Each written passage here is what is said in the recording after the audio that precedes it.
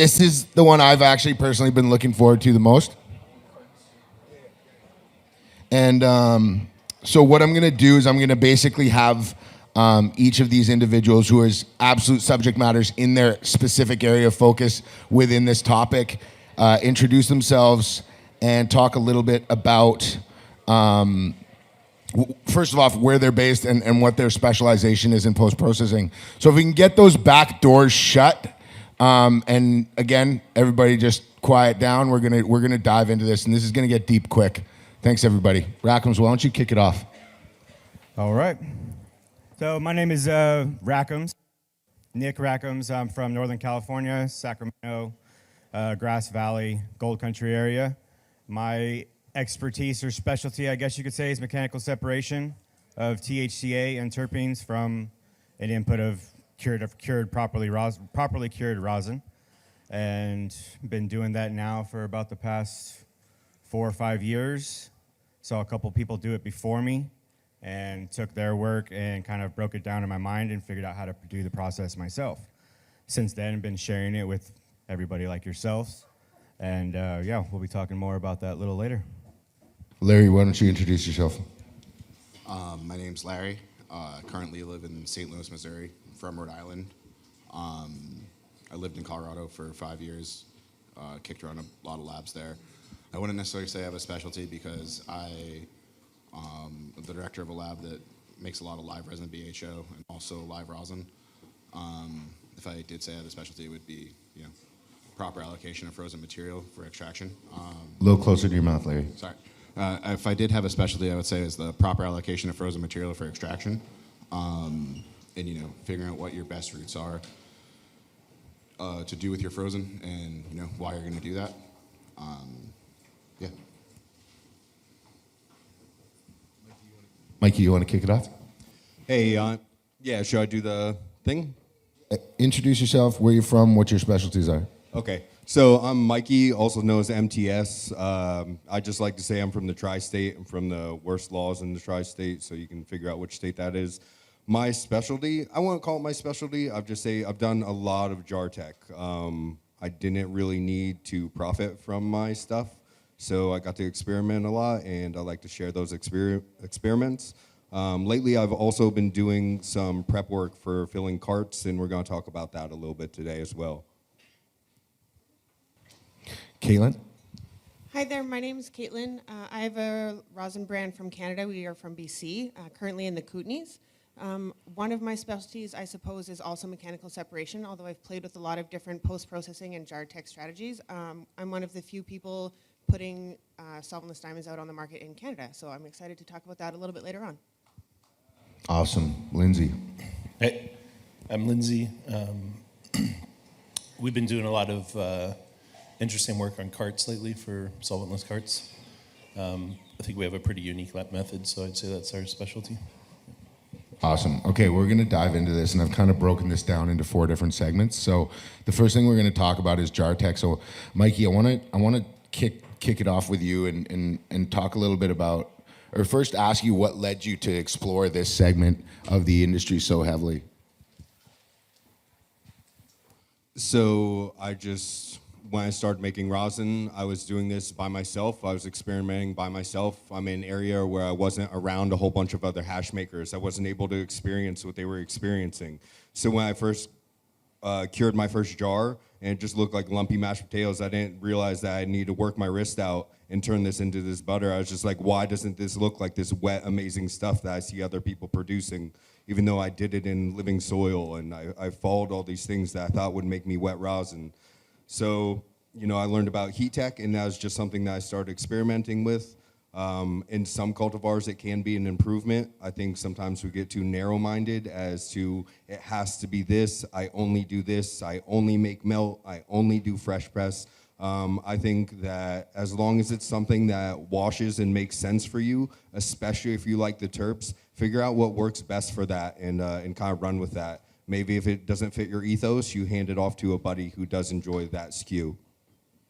What have you found to be the commercial viability of jarring or jar tech or applying heat post-process? Do you feel as though you need to be able to identify which varietals are able to produce better outcomes, and do you have to apply that heat to find that out, or can you identify certain characteristics before you have to introduce heat to the product that would indicate one way or another whether or not that would jar cure or heat tech well? Is it an observation that you can make from the resin coming off the press? You learn way more about it during the curing process. I would say coming straight off the press is not a great indication of what you can tell, but however, something that cures out light but then turns dark within a week at room temperature, that to me shows that there's a lot of degrading compounds in there, and I don't want that for jar tech. Also, if something changes its nose dramatically within the first part of the curing process, like say it starts off really gassy, but then like a week or two later you lose all that gas and there's just like really subtle hits of fruit. Often if you jar tech, you're gonna end up with those just subtle hints of fruit. So you want terps that are really strong, have a lot of staying power. You also want terps that will recrystallize well. So one place where you're going to have really strong terps, but they really suck for this process, in my opinion, is like Tangy, some of your Trops, stuff like that, which I've ranted about plenty of times. What are some of the most common mistakes when you're working with individuals or consulting for groups that you're seeing in the processes for jar tech? Jar teching large batches before doing the R&D to see if that's something that you really want to do just because it came out dry. I do agree that you should be trying to change it for your end user, because unfortunately we're stuck in this kind of bias that everyone wants a wet jar when they open it. And unfortunately, if you're just sending out a whole bunch of dry stuff, regardless of how fire it is, your uneducated end user, which is going to be probably more than your is not going to like that. So it's going to have a negative outcome on your business. And then aside from that, I would say putting in bad material. Anything that has kind of that like burnt aftertaste, or that you have to hit low on the nail. Say you usually dab at 570 and there's like this really fire strain that you have, but it's like, bro, you got to hit that at 530. Only way it tastes good. That's not going to be good for jar tech, because whatever's going on, that heat that's making it have that kind of burnt or nasty back end on the taste, it's also going to be bad. So, you can't just smell a jar, think that you like it, and be like, all right, it didn't change after 2 weeks, we're still going to jar tech this. Take a dab of it, see what's going on there. See if that flavor travels through the dab and leaves it on your palate. It's a good indicator as well. What are you watching for bubble-wise? When you're going through the when you're going through the tech in your oven, what can you tell the folks here as far as when you feel or when your observation tells you're ready to pull that jar? Can we do the dab thing? Let's do it. Okay, so this is dependent on pressure. So let's get a bunch of wooks to do some physics. Yeah. So this works much better with a traditional banger. If you have a slurper or something like that, you're relying upon the vacuum to draw the oil up. It may not work as well, but the principle is still the same. So anybody that feels like it, let's take your dab rig, get a dab on your tool, and start heating that up, and we'll talk about it a little bit, okay? Just like a traditional dish is what Mikey's the optimal example for this yes. experiment would be. So, and then start heating up your banger, right? And what we're gonna do for this experiment is you're going to go in maybe 10, 15 degrees hotter than you usually would. So that way you would think this would produce more vapor, but you're gonna take like half of a hit. And you're gonna take that half of a hit, and then you're gonna pull away from your rig, you're gonna breathe in, and you're gonna exhale, and you're gonna see how much smoke you got, how much vapor you got. Then you're going to put your carb cap on, and you're going to take a regular hit, and we can talk about the differences in between those. So while we're doing that, let's talk about the bubble level a little bit. To me, this is a bit dependent on your material. If something is super terpy, if you're running a lot of outdoor, right, where you're getting that bigger layer of terp fraction on top of your diamonds, I like to run my stuff a little bit less.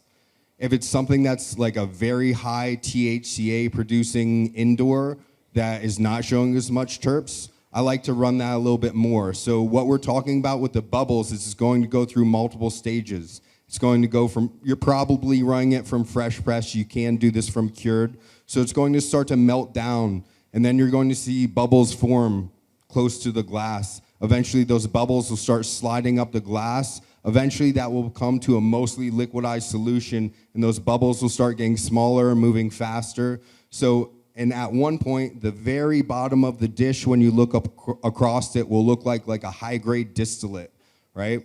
Above that will be a little bit cloudy, and then the bubbles will actually be forming a little bit higher than the bottom of that, right? So I like to go anywhere between 10 and 35%. 35% is really pressing it. So like if I have one of those high THCA indoors, my Pops Juice is a very good example of that. For anyone that's gotten to try that, I was going for diamonds, and you've seen it's just a sugar, and that's because I didn't take it quite far enough. I only took it to like 25%, and it really needs to be taken right to the edge of not coming back if you want diamonds.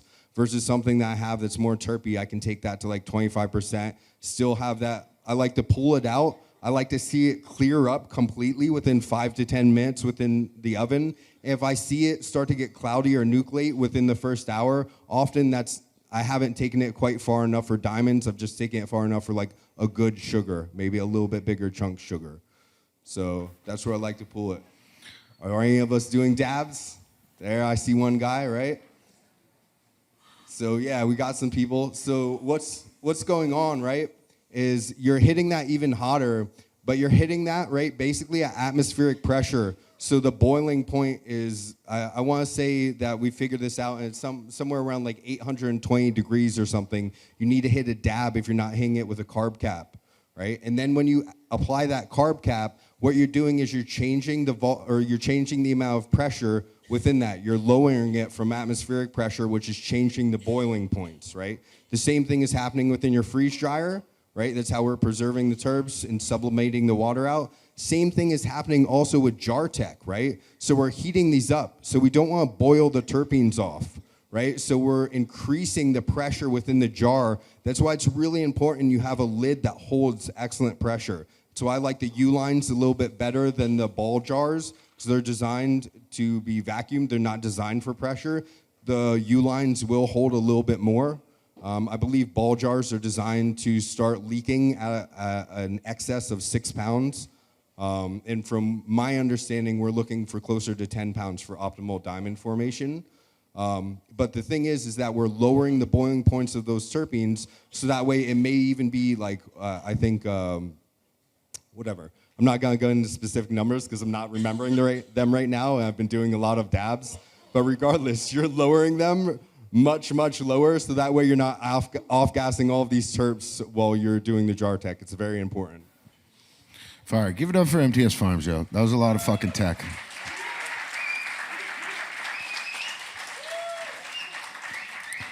All right, I want to turn over to Lindsay and talk a little bit about rosin carts. I know you've been doing some really interesting work in the lab, and everybody, this is going to be for everybody as we lead into mechanical separation. But first, we're going to touch on carts. So Lindsay, why don't you expand a little bit on the work you've been doing?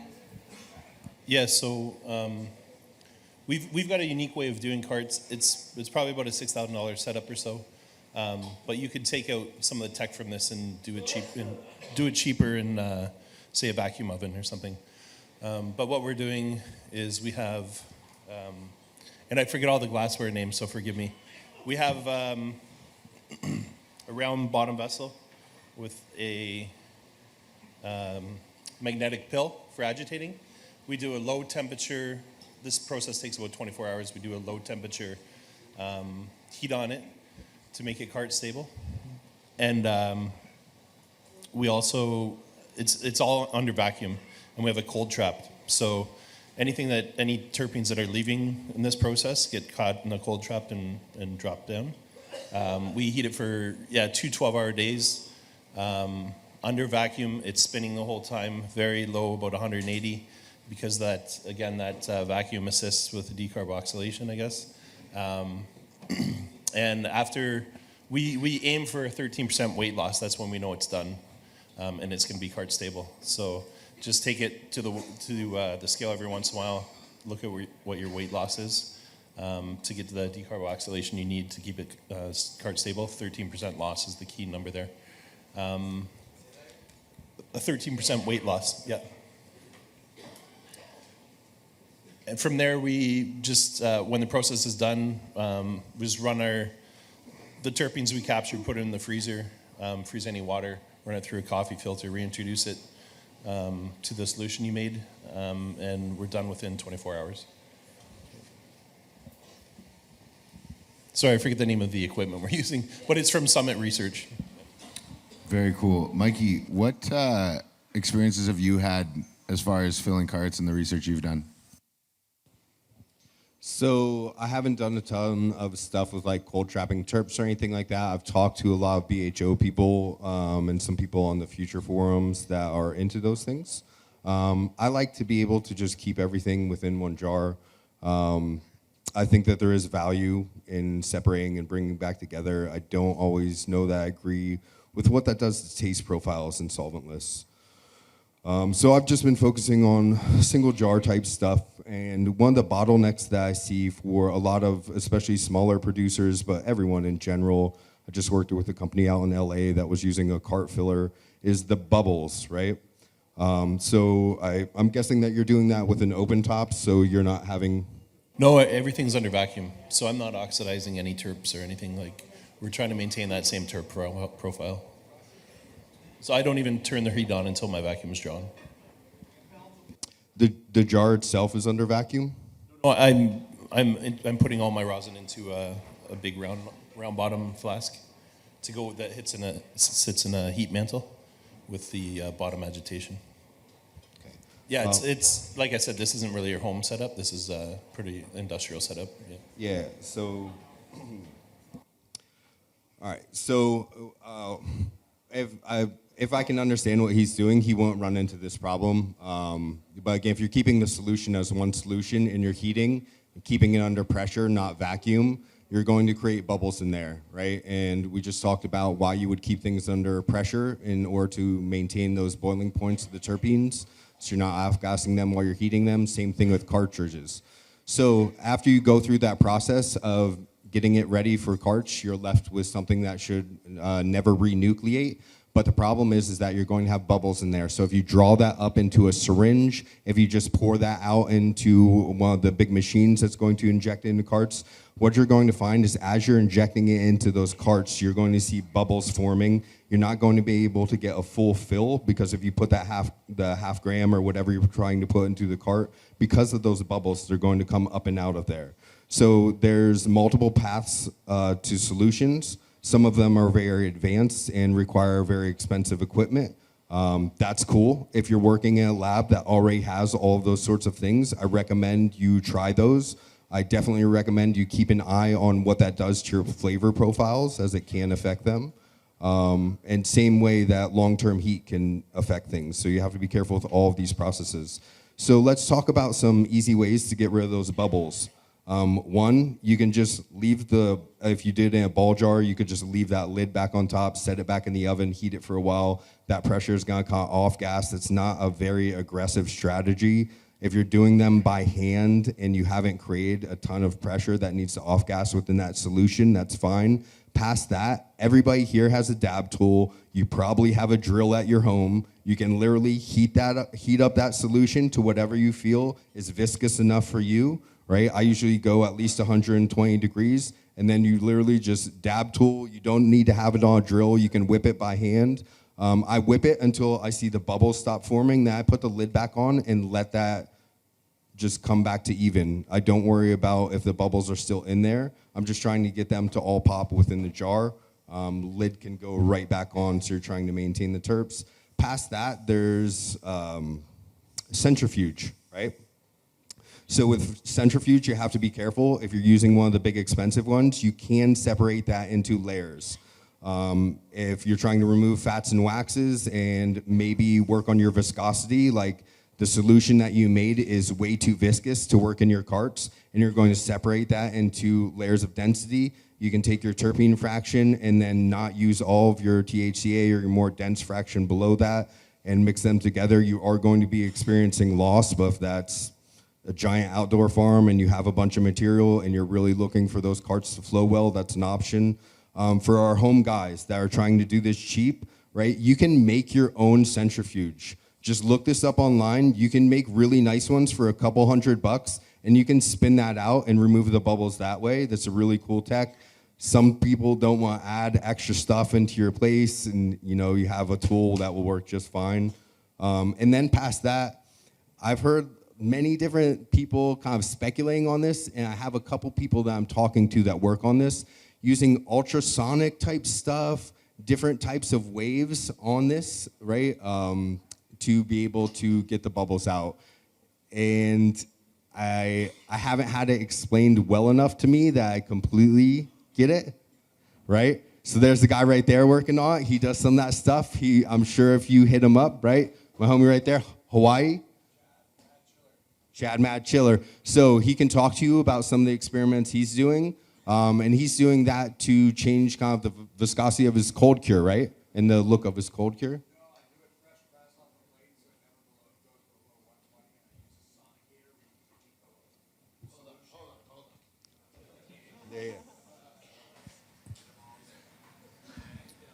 I don't know if I'm doing it right. That's why I asked the question. But I've been fucking around, just looking at different ways, trying to keep things solventless, but like maybe speed things up or what I'm looking for in the process. If this experiment will do that for look or whatever I'm looking for. So I used to use a sonicator for CBD isolate to mix it into my oils and make sure that there was no separation. And I started doing MCT oil soaks for our solventless RSO, just to kind of get a cleaner med and away from ethanol extraction for my friends and family. And I brought the sonicator in to do that and was just sitting there in the lab super baked one day. And I was like, fuck this. How can I use this sound wave technology to hit this rosin, not fuck it up, but what will it do? And I just started fucking around with it, taking cold cure and throwing it in 2 minutes, 5 minutes, different water temps. Basically doing the science, looking up viscosity and different shit like that. I'm the farthest person from chemistry or anything, but just taking a heat gun and watching it, taking it off the plate. First I did cold cure and then was reheating the rosin. And I'm like, fuck, why am I reintroducing heat? So I took it, jarred it fresh off the plates, heat gunned it, making sure it never dropped below 120, then threw it in the solution and sonicate it.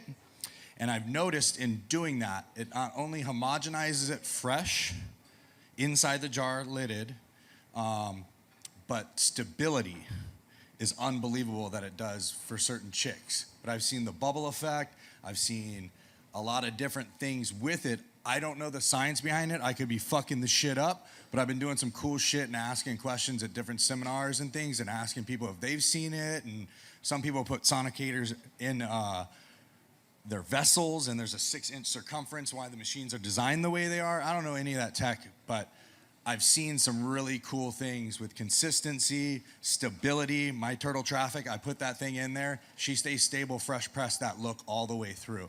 And I think part of that is the homogenization, molecule structure, breakdown. I don't fucking know. I could be fucking it up. But that's what I've seen in introducing an old piece of tech into the solvent world and hoping that that concept is considered still solventless for not having to whip, not having to beat up the heads later on. And again, that's just been my research. I could be going in the wrong direction, but something I dove into.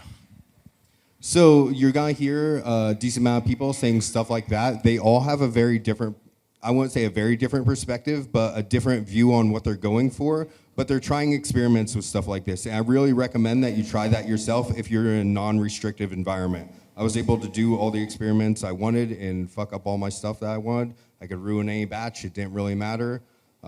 So if you're in a non-restricted environment and you can do lots of R&D and you have some ideas, flush them out, look stuff up, see if it works.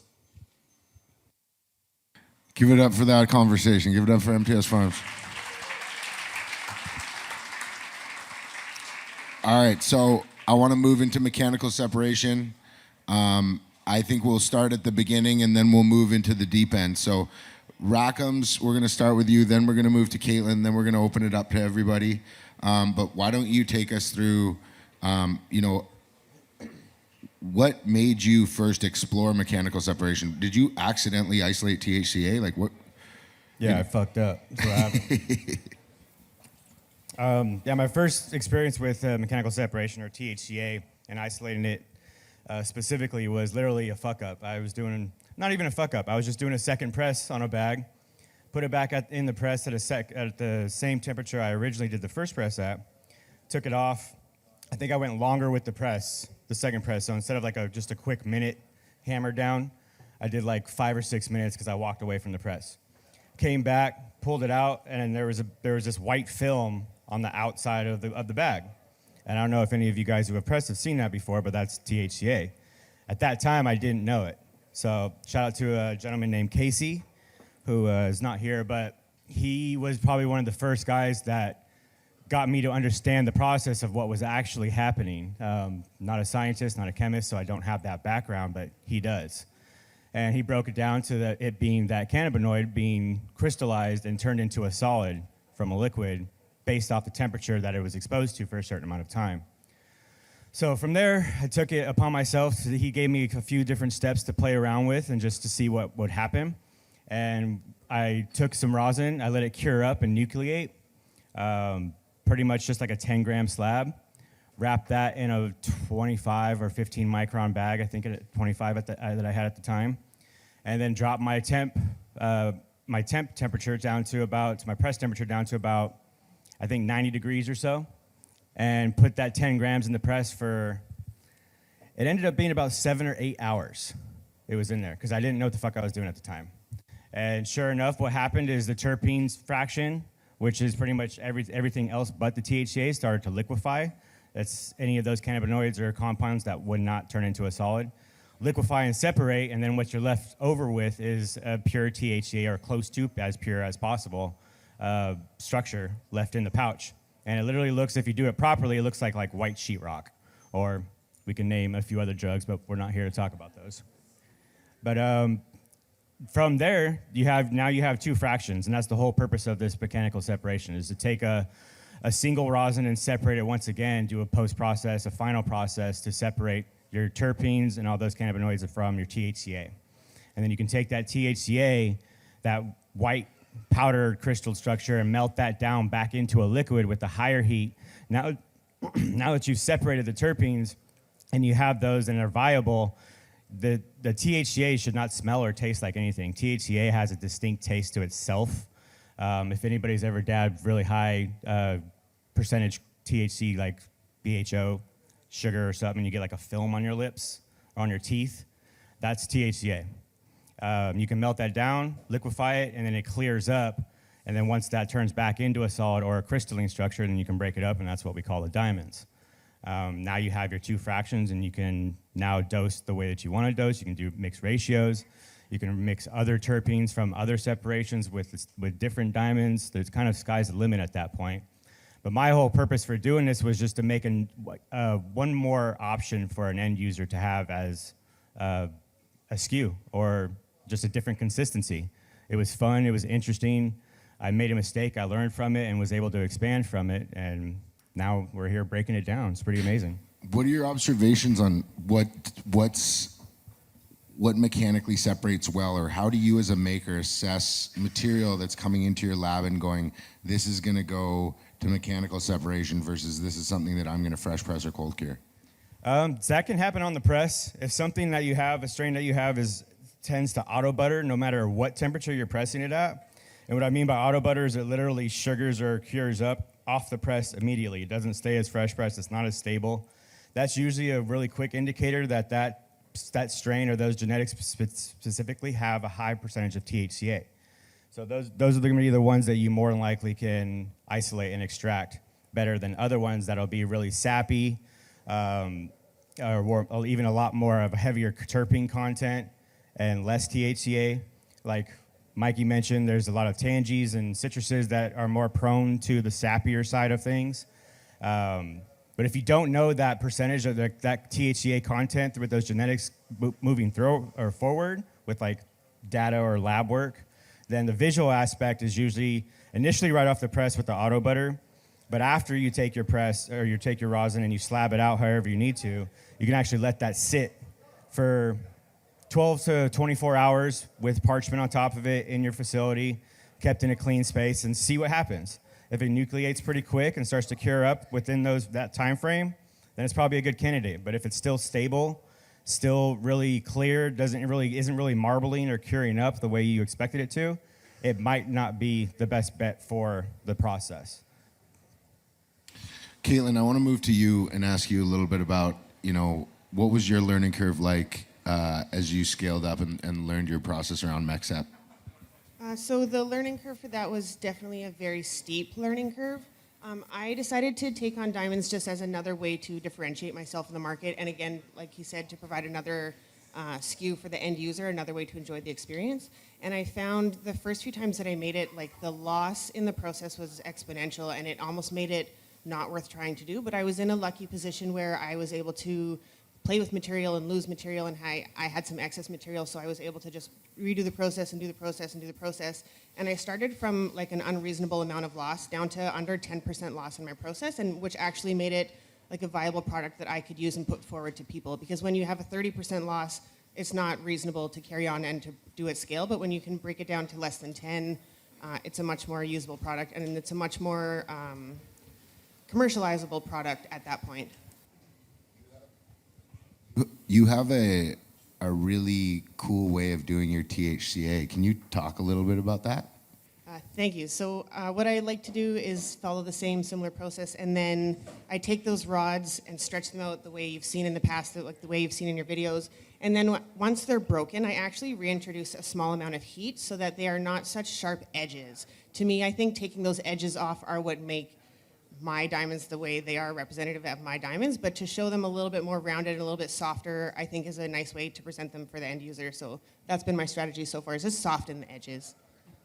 Little details. It's a really cool look. I remember when I first saw it, and I was like, man, I've never seen those before. So that's really cool. Thank you. I also like to mention too that this process can be done with pretty much any type of rosin that you make. If it can be made from keef dry sift rosin, it can be made from flower rosin, hash rosin, like any of these rosins that you make, the rosin has to be able to cure a certain way right off the bat for you to know or not if you're going to be able to do this separation.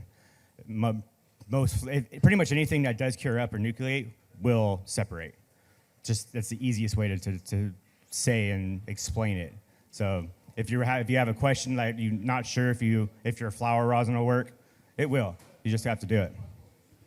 I have done some really terpy rosins just to see what would happen because I had some extra kicking around, and I found you get like a much higher fraction of terp sauce than you do to diamonds. So you can still pull those diamonds out from that really terpy rosin that you do have, but you're going to have a lot more terp sauce to diamonds than you would from one that's been nucleated and that's buttered out like we're used to.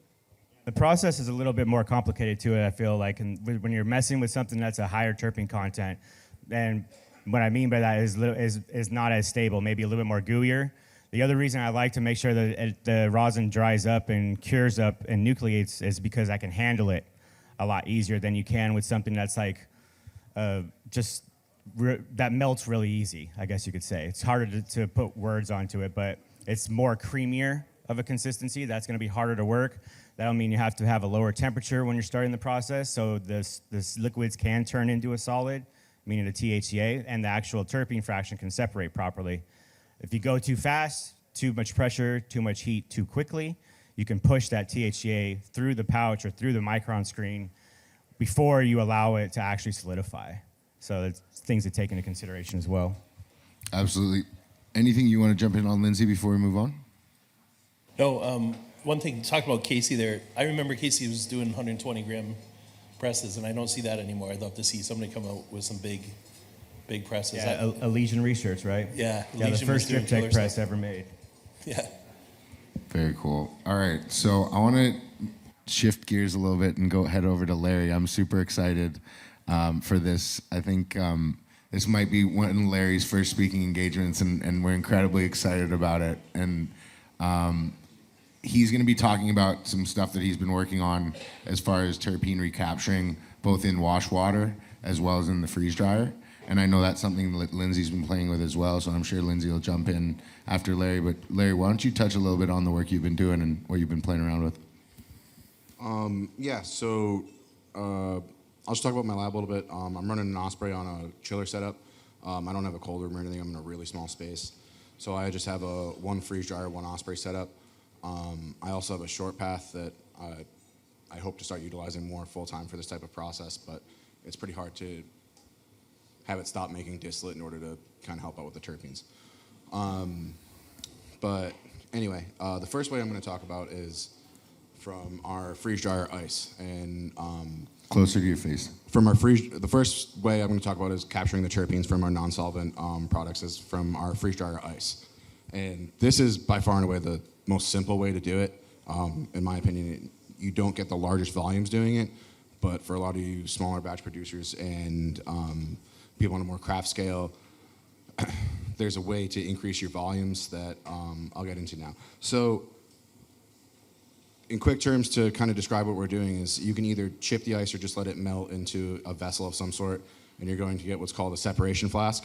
You can get, 1,000 milliliter ones for like $400 or $500 from a lot of lab producers out there. And what you're going to do is you're going to fill that flask with your freeze dryer water, and after a half hour to an hour or so, you'll see a good layer of oil form at the top of that solution. A separation flask, what you can do is you pour off of your water from the bottom of a solution rather than the top, so you can drain it from the bottom. You're going to pour off, probably 98% of that water, and you'll be able to clearly see it.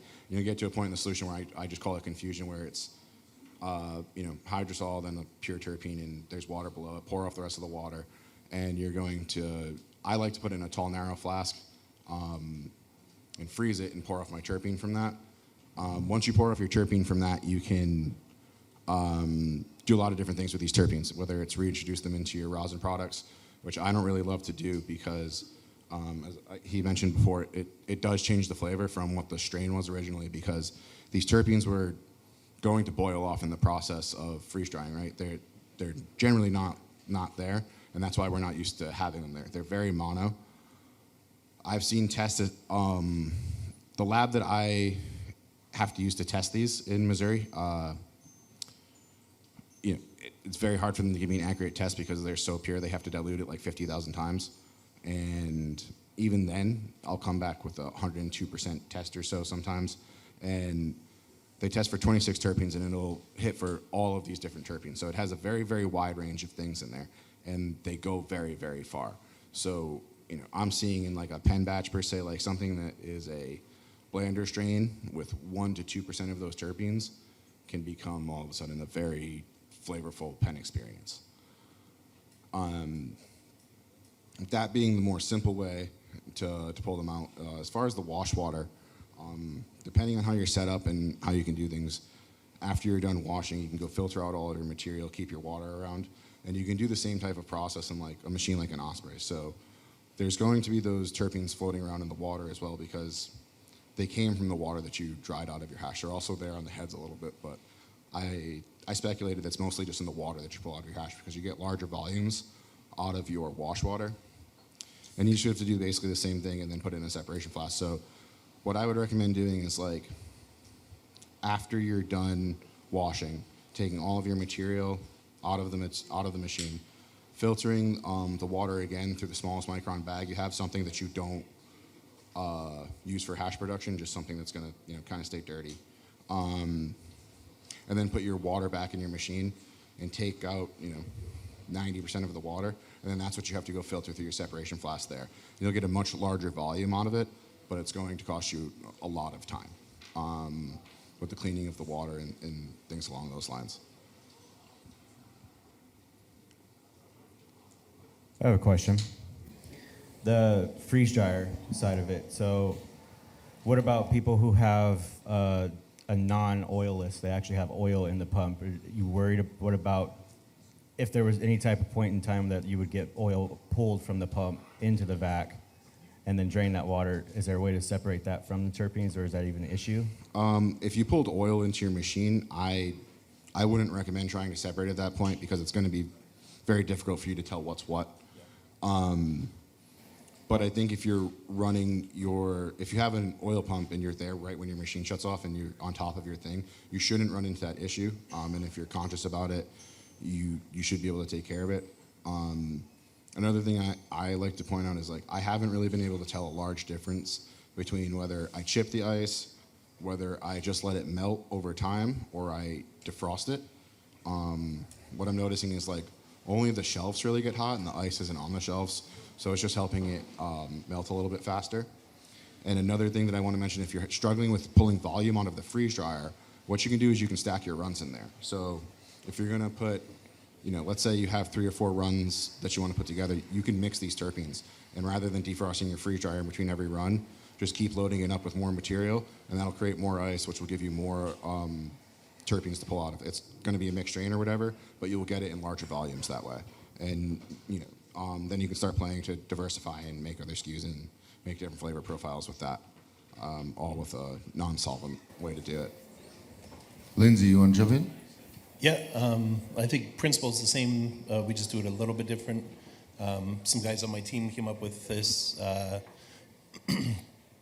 We bought thin neck flasks, so it's got a big volume on the bottom and a very thin neck.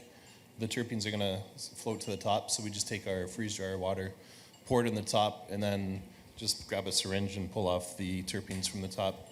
Squirt that into. We have like 6 freeze dryers going at all times, so we're just squirting that into a beaker. We get about, after 12 freeze dryer cycles, we get about 100 mils, something like that. So yeah, just suck it off, and then again put it in the freezer and for an hour, a few hours, and then pour it through a coffee filter to get rid of any residual water. And then what are you doing with it? Are you experimenting with it? Are you selling it? Are you? Yeah, no, we'll reintroduce it into the cure. Yeah. And what are you finding? Are you finding that it's dramatically changing profiles where you're not recognizing a profile to be a profile, or? No, we've sent it to the lab and compared to the terps in the product itself, and it actually seemed to be the same profile from what we found. Yeah. Interesting. So you're making a more terpy wet product at that point by re-adding those terpenes? I don't see a huge difference, but we're playing with it. Interesting. Okay, well, we're gonna open it up to questions at this point. I've got a bunch of different stuff I want to circle back to, but give it up for these guys. That was unbelievable. I think that paid for the ticket right there. Take that home. So we can take this, we got time, and we can take this wherever you want to go. The goal of Melting of the Heads is to give you guys value to take home, to share, to use, to leverage. So, these guys are up here. Who's got the first question? Right here. I will say, if you want numbers, I'll give you my Venmo later. Just kidding. What do you guys understand about the concept of thermal gravidynamics and how, like, this... Oh, hold on. Like, I don't know how many people actually are onto this yet, but the concept of thermal gravidynamics and how that's, like, starting to kind of apply to rosin and hash is, like, a metric of, like, quality, like, while it's melting, so to speak. And it's kind of a newer thing I have been hearing on and reading on, but... Anybody? You might be the first, bro. We'll talk to you next year. You're gonna have to Wikipedia this. Anyone else? You got JarTech, you got rosin pens, you got terpene recapturing, and you got MechSep. What's up over here? I know you said your first time it took you 7 or 8 hours to do that first capturing. Could you do it like when you started refining it more and kind of make your process more efficient? And what kind of tests and times you're kind of running in that sort for that separation? Yeah, I mean, it's definitely decreased in time since that point in time. Now I'm down to pressing anywhere between 80 to 100 grams in less than 2 to 4 hours for the whole entire process. The reason it sounds like a long time, but you got to realize the main bulk of that process is the isolation of the terpenes and separating them away as quick and smoothly as possible. So there's least degradation as possible on those said terpenes, so you can still retain the actual smell and aroma that the rosin produced and keep that as level as possible. There will be a point in time where you get residual terpenes that are still in there that you have to then increase the heat and pressure on. But at that point, that amount is so minimal that you would probably not mix that with your first section of terpenes. That would just be a loss. And as far as temps and times, temps usually starting around, I mean, I think we talked solvents remediation. We're around 120, 130 now. And shout out to solvents remediation. He's one of the guys in Rhode Island that's got him on the white market as well.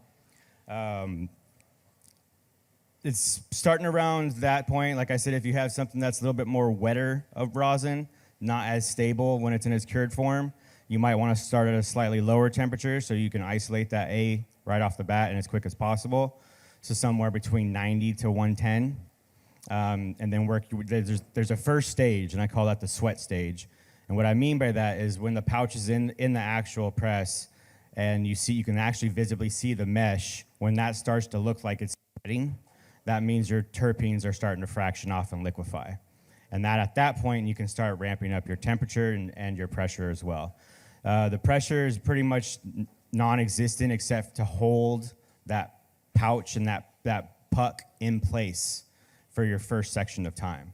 And then from there, you start increasing temp, and it just really depends on the amount that you're working with, either 5 grams or 500 grams. It's gonna depend on you in that moment in time.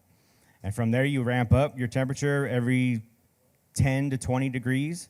I usually go about 10 to 15 minutes. I used to go every 30 minutes between ramping up temperatures and pressure. But as I've gone through over the years, I've been able to realize that you can pretty much cut those times in half. But it also, once again, depends on the product that you're using at that given time. So I hope that helped answer your question a little bit. Next question. Over here.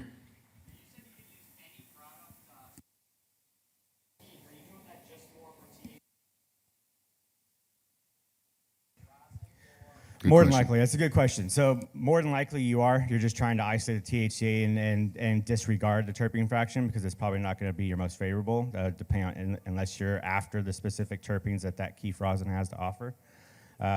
If you can take that keef and refine it through dry sieve screens to 99.9% heads, then press it into rosin, you might have a more favorable terpene profile. But this whole process also gives you the option to take something that isn't as viable as you hoped for, and like a food grade rosin, a 45 micron or a 160 or higher micron that you plan to do food grade with.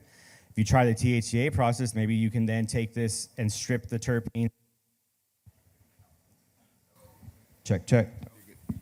And the color away at the same time and still have a viable product, your THCA. And you can liquefy it back down to a liquid and let it harden up to a solid. Then you'll have that crystalline like diamond structure. Or you can leave it as a raw THCA. It's still a consumable product at that point. But now you've given that not so desirable product that you originally had and turned it into something else. Not really trying to shine a turd, so to speak, but you can in this instance to keep something viable and continue on. So if you have rosin that's really green, it had a lot of chlorophyll pushed through it, but it butters up or it cakes up, it might still be good to continue it down the line. Separate that color and that flavor as best as you can with this post-process, and then you can still have that final psychoactive compound.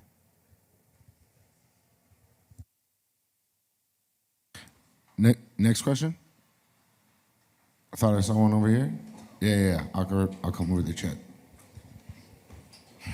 So this is these guys are able to turn less than optimal, because what's winning cups is these ultra premium, perfectly grown varietals that are hunted and cared for, and some of those will work well in jams and cures and mexep, but you're not going to be working with all that material that often, and when you get a hold of it, you're going to know how special that is. So being able to have these optionalities to create these form factors is the difference between feast and famine in depressed markets. So, as much as we want to talk about breeding and pheno hunting, and this, when the fucking rubber meets the road and you have a bunk batch and you need to make something out of it and you can't cold cure it into a princess, these are the guys that you're going to need to call and talk to. He just hit on the head exactly what I was trying to ask, or going to get after. I want to later on ask questions about pressure. and less heat. I use basically a lot of heat. I realize that I am doing some pressure involved with what I'm doing, but we'll get into that. But I work for a patient-based cooperative, so we're always looking for different SKUs or product offerings, and that's what I've kind of been asked to take a lead on. And when we were doing distillate carts, I started turning all into solventless, and we got a huge production on the rosin side.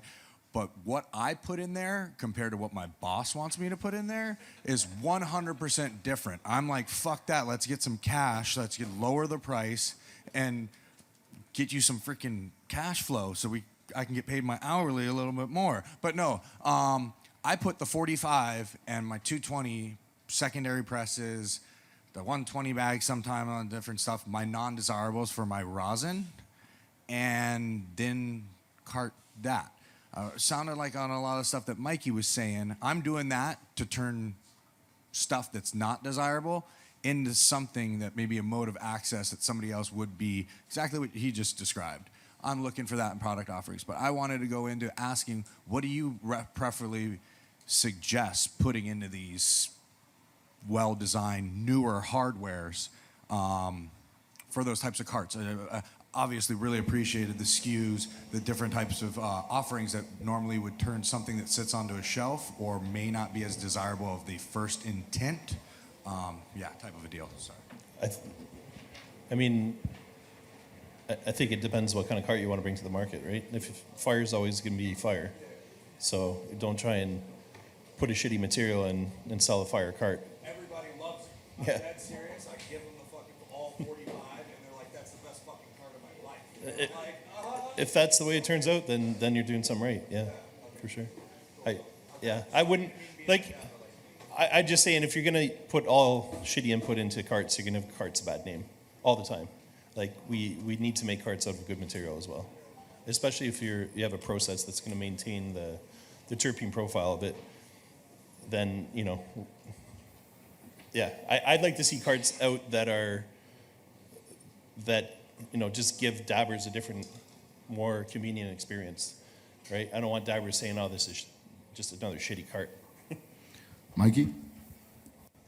Yeah, so I agree that you want very premium stuff in your carts, just like JarTech, that kind of gross taste that you're getting. I like to put premium spectrums in JarTech. I like to put premium spectrums in carts. I definitely don't like anything above like 160, 180. Sometimes you can get cleaner stuff in the 45 through 73. That might be fine. But yeah, I think it's the best possible thing that you can do is the least adulterated thing that you can do. Something that you're going to run across where I do think that there is value with the unwanted bags is where you are recollecting the terpenes and adding them back in and being able to remove some unwanteds there. The process or the problem I see with capturing terpenes and adding them back in is if you've gone to enough of the NYCs and whatevers and walked around to all the different people trying to sell you terpene mixes to be able to mix with distillate to put in a cart, you're never opening one of those and being like, yeah, that fucking smells like fire live rosin. Like it smells like a science experiment someone tried to kind of make smell like that, but it's missing thiols and a whole bunch of other things that aren't contained within a terpene solution that really adds the full flavor there. So I think that if you want to clean something up and make it a more viable, lower cost product that's not a BHO product, there's definitely those type of things. If for some sort of magical reason that we don't understand, your 45 through 73 and your 160 through 220 makes these amazing carts that all your patients love, well then fucking rock it, man.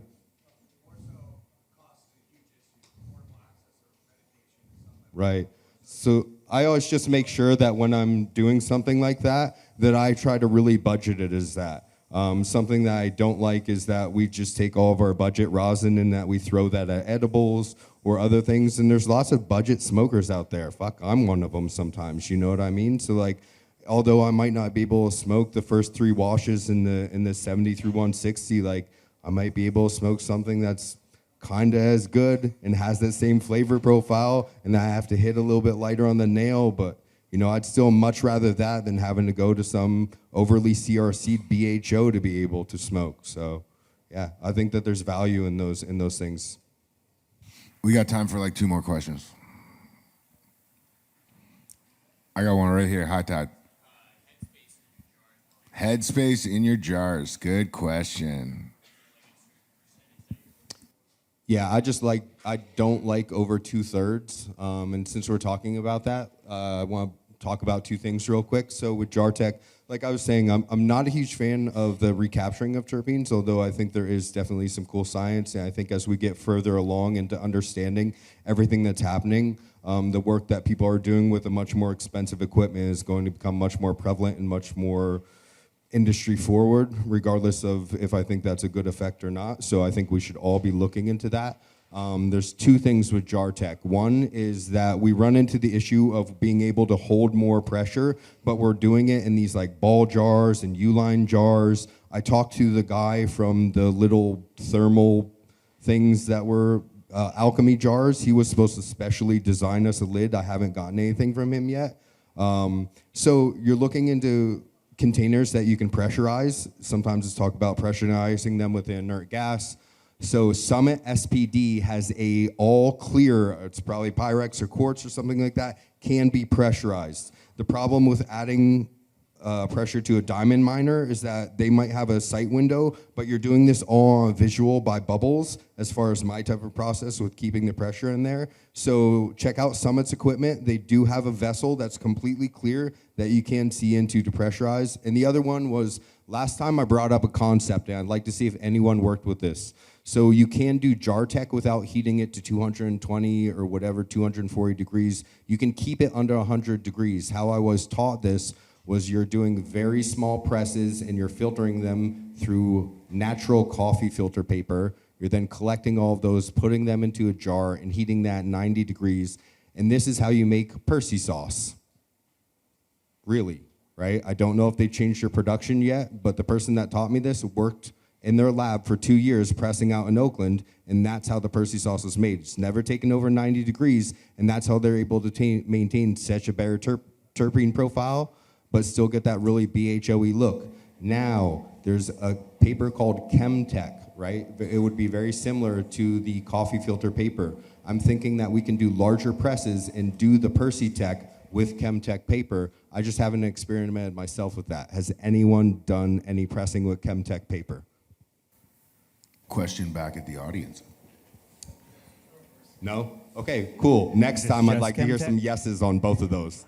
Is this just ChemTech, or do you wrap it with like a nylon mesh and then the ChemTech? So awesome addition to that. So they were literally pressing these on hair straighteners. There was a specific brand of hair straightener that they would use and a specific brand of coffee filter paper. I'm not shitting you. It's 10 to 12 gram bricks. You heat the hair dryer up to 180 degrees, press it for 30 seconds, remove your puck, put in a new piece of parchment, press it again for 30 seconds. You turn it off before you start pressing it for this one, and that's your Percy sauce. You put that into a jar. I would take that stuff when I was done, and I'd throw all those little pucks into a 25 and repress them. I think that you could make a bigger puck to basically like slightly smaller than a 3x6, wrap it with ChemTech, wrap that in a bag, be able to do this process in a much more production-friendly manner. I'd love to see some of you experiment with that. I have a question. Shoot. I have a question to the audience here. How many people started making rosin on a hair straightener back in the day? Yeah, I thought so. Shout out to the hair straightener rosin. Shout out to all the upset girlfriends. There's many.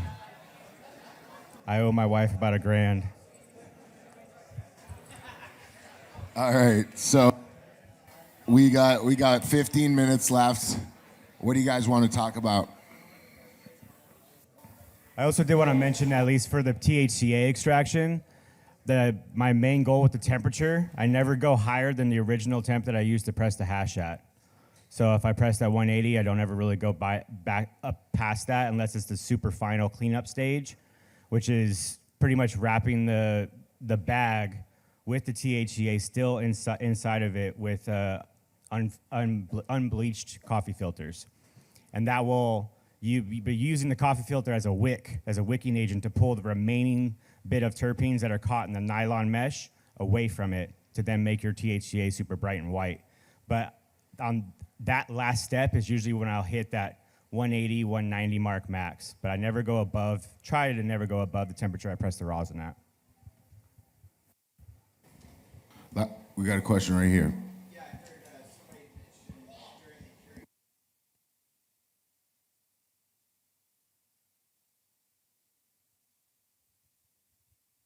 Question was referring to a state. So that was spinning stuff out in a centrifuge. If you go really, really hard, the understanding is that you can get a fats and waxes layer at the bottom. That's going to negatively affect what you're putting into carts. So that's at a solution that has been decarbed to the point where it's no longer going to renucleate. So that's applicable to carts. I guess you could put sap in a jar and it could be something there. And, you know, there's all sorts of Tony V type stuff with whatever, trying to do those things. And yeah, we've talked about it, but that's one way that I definitively know. But you have to have a solution that's movable enough.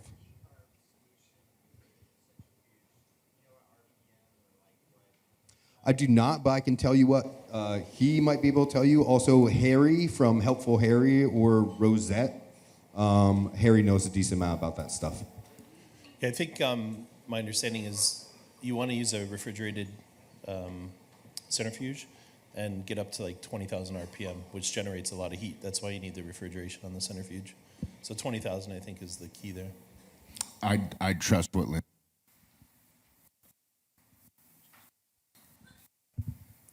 Lindsay says, so I'd write that one down. We got one last question from Jonah in the back.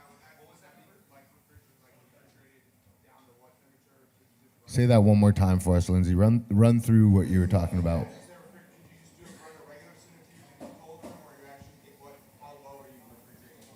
I haven't, so I've just talked this tech with a friend of mine in the States who does it. I've never done it, but the numbers he told me was get a refrigerated centrifuge and 20,000 RPM minimum. Yeah. We got one more question over here.